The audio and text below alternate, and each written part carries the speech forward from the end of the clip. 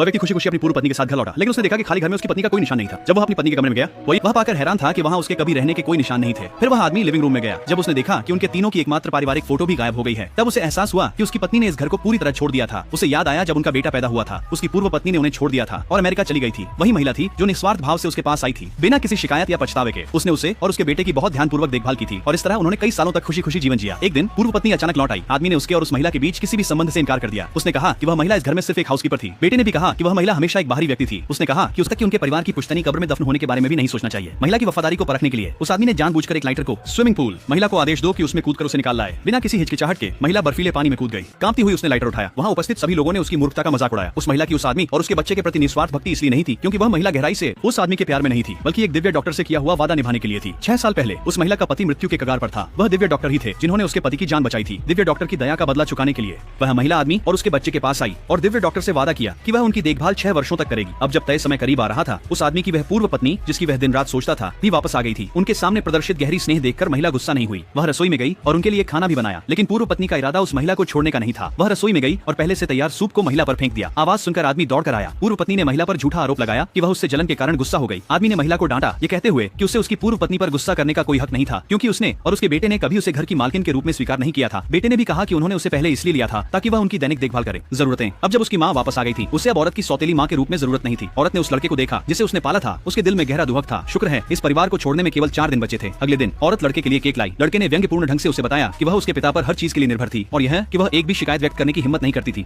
यह कहते हुए लड़के ने केक उठाया और महिला पर फेंक दिया, यह मांग करते हुए कि वह उसे केक खिलाए, लेकिन फिर उसने कहा कि वह केक नहीं खाना चाहता आज, और उसने महिला से कहा कि जल्दी से बाहर निकलो। महिला बच्चे से झगड़ा नहीं करना चाहती थी। आखिरकार 2 दिन में वे अलग हो जाएंगे। अंत में उसके प्रस्थान का दिन आ गया। महिला को आदमी से एक संदेश मिला। उसने उसे होटल में उसे लेने और घर लाने को कहा। महिला जानती थी कि परिवार उसे परेशान करने के तरीके खोजेगा। ये सुनिश्चित करने के लिए कि वह सुगमता से निकल सके, महिला ने दिव्य डॉक्टर का फोन नंबर डायल किया। उसने उनसे कहा कि वह आज रात मध्यरात्रि तक वादा की गई शर्त को पूरा करेगी और अगर वह समय पर घर नहीं लौट पाई तो वह आशा करती है कि दिव्य डॉक्टर होटल की 5वीं मंजिल से उसे लेने के लिए किसी को भेज देंगे। काफी था। जब महिला होटल पहुंची, पूर्व पत्नी ने कहा कि महिला और उसके पालतू कुत्ते की जन्मदिन की तारीख एक ही है। उसने महिला से मांग की कि वह कुत्ते के साथ टोस्ट करे और जश्न मनाए। महिला ने समझाया कि उसे अंगूर के रस से एलर्जी है और वह उसे नहीं पी सकती। नतीजतन पूर्व पत्नी ने उसे फंसा दिया। पूर्व पत्नी जानबूझकर जमीन पर गिर गई और जब आदमी उसके पास आया तो उसने तुरंत महिला पर उसे धक्का देने का आरोप लगाया।